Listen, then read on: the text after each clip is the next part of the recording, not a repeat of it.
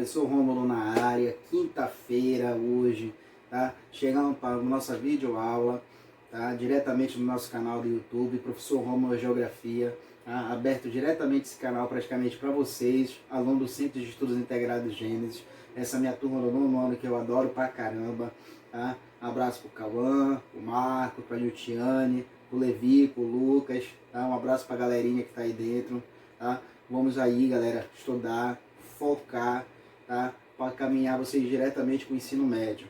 Lembrando, tá, pessoal? Peguem o livro de vocês, que o tio recomendou, colocou lá no grupo da gente, tá?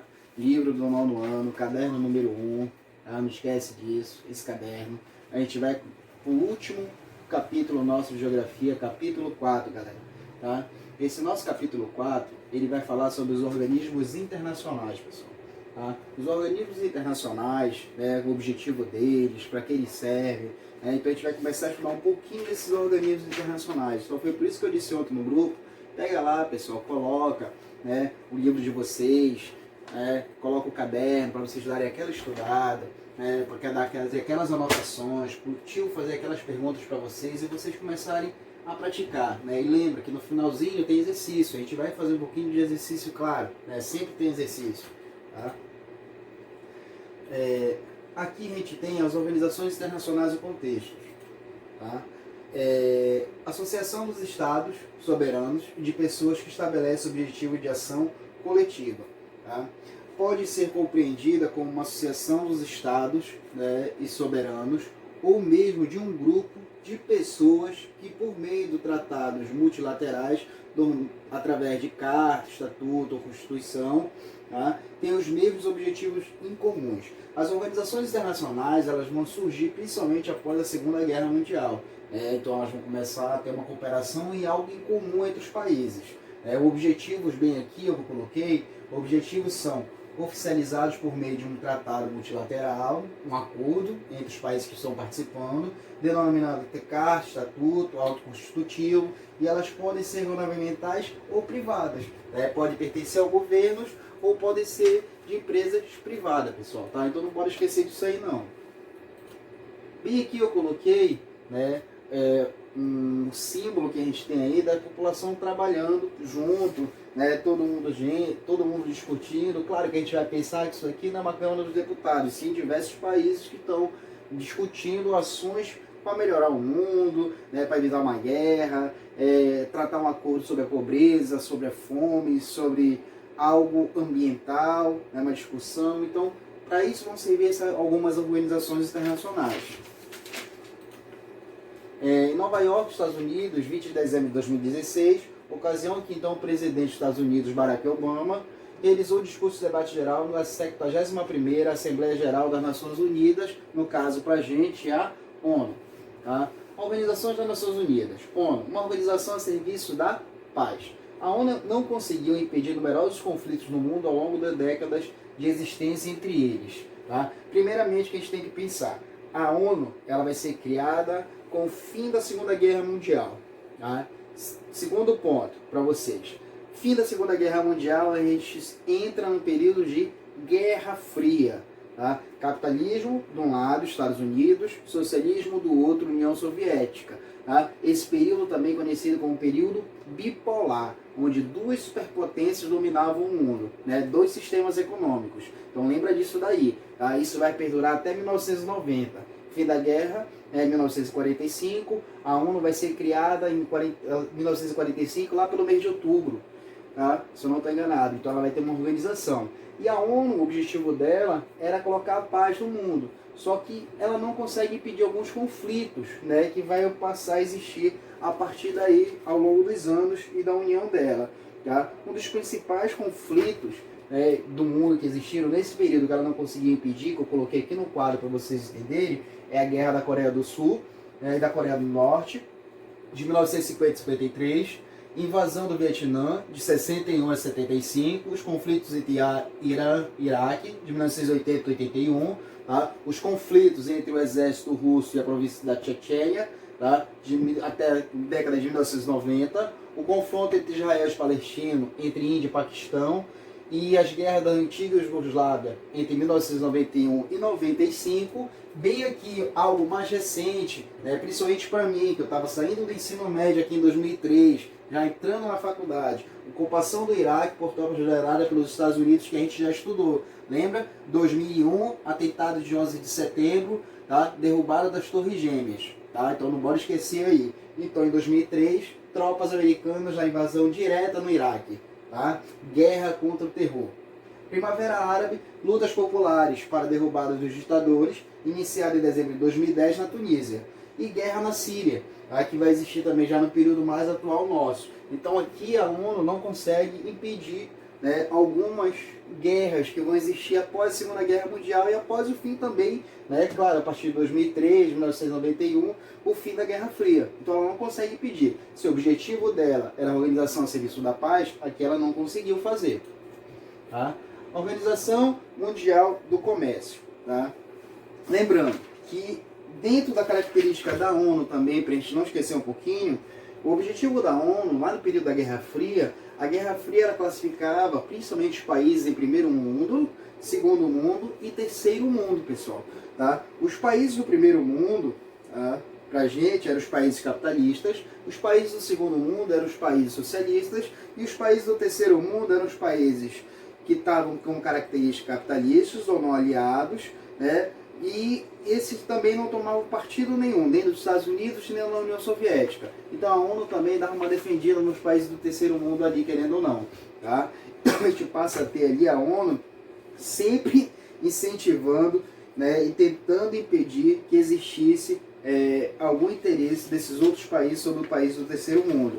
Tá? Claro, a ONU ela fez o papel dela, pessoal. Tá? Faltou alguém fazer o nosso. Junto com a ONU também, nesse mesmo período ali que vai surgir vai surgir um organismo também que vai mudar o setor financeiro de alguns países, tá? Principalmente os países do terceiro mundo, que é o FMI, Fundo Monetário Internacional. O Fundo Monetário Internacional ele vai fazer empréstimo a esses países, vai financiar o crescimento desses países.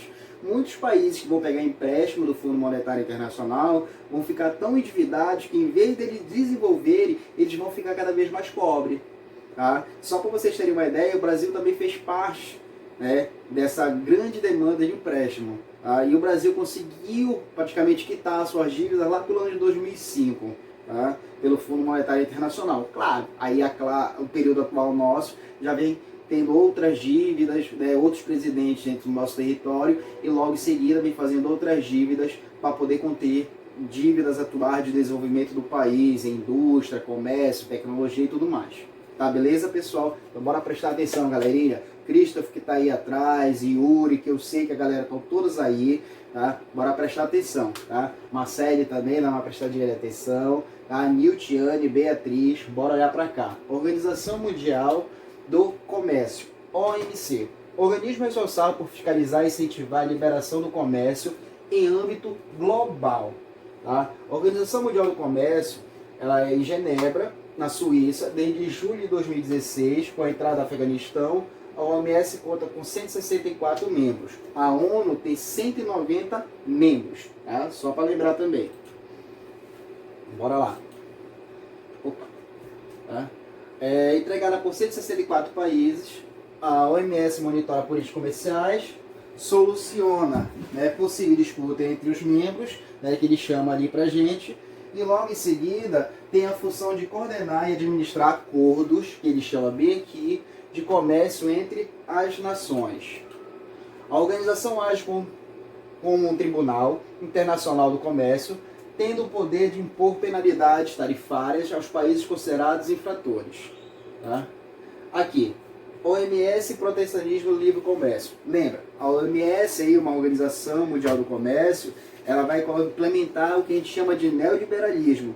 O neoliberalismo, né, para alguns estudiosos, tá, vai ser a ampliação, tá, de ideologia neoliberais, aonde os países ricos vão dominar os países pobres. Tá? Em um contexto, né, vai surgir lá em 2008 uma crise financeira, principalmente iniciada nos Estados Unidos, tá? Pela liberação aí do mercado imobiliário dos Estados Unidos, a OMS também vai se meter, a Organização Mundial do Comércio, e esses países ricos, vocês têm que lembrar que eles querem dominar o que o país pobre vende, o país subdesenvolvido, e o que o país rico vende.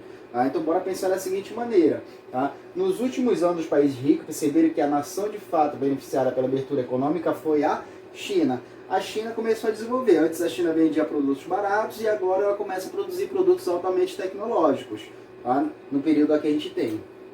Associado à mão de obra barata chinesa e ao câmbio equilibrado, o país obteve substancial crescimento de sua economia nos últimos anos. Olha aí, China, segunda maior potência mundial. Primeira maior potência, galera, adivinha? Estados Unidos. Muito bem, galera. Como resultado, não só a China, como também outras nações, que ele vai chamar de renda média, tornaram-se fortes concorrentes dos países ricos na produção de manufaturas. Tá? O desafio de tornar e conduzir as negociações de rodada em Doha está nas mãos do diplomata brasileiro Roberto Carvalho Azevedo, eleitor e diretor da Organização Mundial do Comércio, OMS.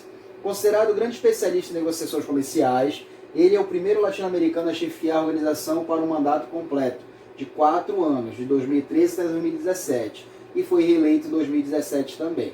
Tá? Então ali a Organização Mundial do Comércio, né, vai tentar fazer, vamos dizer assim, um acordo entre os países, o que cada um pode vender, né, colocando as suas barreiras alfandegárias, né, o que um pode cobrar de imposto do outro, mais ou menos assim como funciona. Tá? Aqui a gente vai ter o que a gente vai chamar de G8 e G20, tá? E os BRICS também, pessoal. Criado em 1970, o grupo é integrado atualmente por 8 superpotências de grande influência no mundo. Primeiro, claro, a gente coloca aqui Estados Unidos, depois Reino Unido, França, Alemanha, Japão, Itália e Canadá. A Rússia é o últimozinho ali porque ela advém da União Soviética. Lembra? O G8 ele pode aparecer como G7 lá no ensino médio para vocês, galera do ano. Por quê? Coloca-se G7 mais a Rússia, porque a Rússia ela não está tão desenvolvida assim. Ela era uma superpotência militar no período da Guerra Fria e no período da Segunda Guerra Mundial. Quando ela já chega no período atual nosso, né, num período que a gente considera como multipolar de blocos econômicos, a Rússia não consegue manter patamar, né, de um país norte-americano como os Estados Unidos e de países europeus. Tá ok? O G8 não é um organismo internacional adotado com regras de chefia permanente ou de uma estrutura formal. Apesar disso, tem grande poder político e econômico, exercendo significativa influência sobre as organizações, moldando a ordem internacional. O G8 discute temas como abertura de mercados, efeito da globalização, problemas ambientais, concessão do setor financeiro.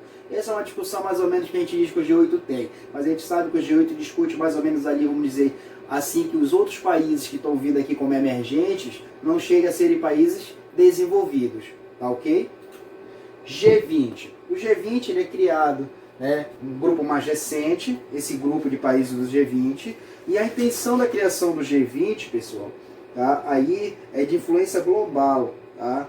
Ele é considerado aí, vamos dizer assim, países desenvolvidos e países subdesenvolvidos que fazem parte, legítimo contra a participação também de países desenvolvidos e não apenas, né, dos desenvolvidos. Aí ele chama aí pra gente. Os seus objetivos são a coordenação política entre seus membros, alcançar a estabilidade econômica mundial, regulamentação financeira, direcionar a preservação futura de crises, minimização de risco para os países do grupo. Tá? Nesse caso aí, Argentina, Austrália, Brasil, Canadá, China, França, Alemanha, Índia, Indonésia, Itália, Japão, México, Rússia, Arábia Saudita, África do Sul, Coreia, Estados Unidos e outros países que ele vai colocar ali dentro do G20 pra gente. Tá? E o G20 há uma representação muito forte dentro do G20, galera, aonde o G20 ali ele tem o surgimento lá em 1990 e esse G20 está dentro da coordenação política, na tentativa de alcançar uma estabilidade econômica mundial. Tá? E agora, professor, o senhor disse aí que a gente vai trabalhar agora os movimentos sociais. Os movimentos sociais, para a gente, pessoal, eles são conhecidos na realidade como ONGs. Essas ONGs, tá? Organizações não governamentais, é um conjunto de atividades espontâneas, não governamentais, não lucrativas, de interesse público, realizadas em benefício geral da sociedade. tá? Desenvolve-se independentemente dos demais setores e insere-se no que se denomina terceiro setor para gente. Ali eu tenho uma imagem da Primavera Árabe, tá? Os movimentos sociais, o que fica bem emblemático para a gente, ele vai acontecer principalmente em 2010 na Tunísia, onde um conhecido jovem, conhecido como Mohammed, de 26 anos, tocou fogo em seu corpo.